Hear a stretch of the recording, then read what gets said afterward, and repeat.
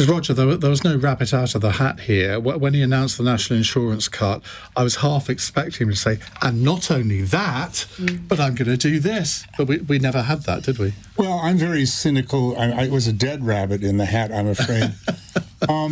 If Rishi and Jeza think that anybody actually believes this stuff, I would be surprised. I've been predicting for over a year that they are building, through the highest taxation we've had in 70 years, a massive war chest for gigantic tax cuts that Labour won't be able to match just before a general election. That may still be in their back pocket. I thought he might spring it today, but my personal view is that George Galloway's victory, which split Labour, has made the Tories feel strengthened enough to do the same gaslighting as they did with the autumn statement.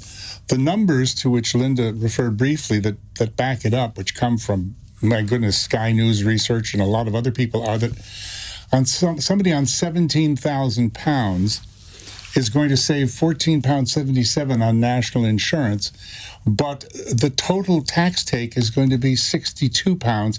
So actually, I'm sorry, Jeremy, but once again, you've told us how well we're doing and you've talked about tax cuts, but that person is actually paying £47.29 more today than he was yesterday. Well, how does that work? How can that be true? Well, because of fiscal drag, because they won't move the thresholds.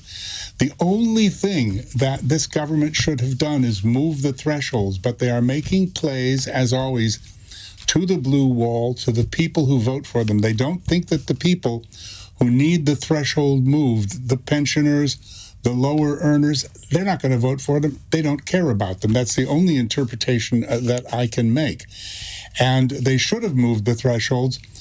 The excuse, by the way, not only for the thresholds, but for all the other tax cuts, real tax cuts that we should have to ease this cost of living burden, is the absolute nonsense from Mr. Hunt that we don't have enough money. Fiscal restraint. The OBR, the Office of Budget Responsibility, the political editor of The Times, have called them a bunch of lefty economists who, to paraphrase, shouldn't be listened to. I would just point to one thing, as you just said.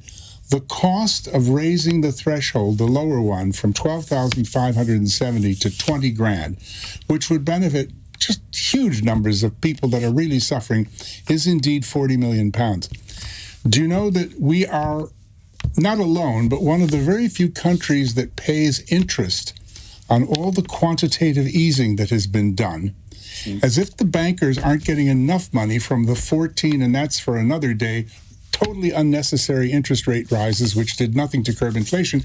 They're getting all that interest from those 14 raises. They're also getting $40 million a year in interest, which Andrew Bailey is paying them. Billion. Sorry, 40 billion, thank you. 40 billion a year in interest on the money that he has printed. Stop paying the interest like the Swiss central bank, like the European central bank, like all the other central banks that are not paying phony interest on phony money. There's your 40 billion for the Tories to actually do something for these people.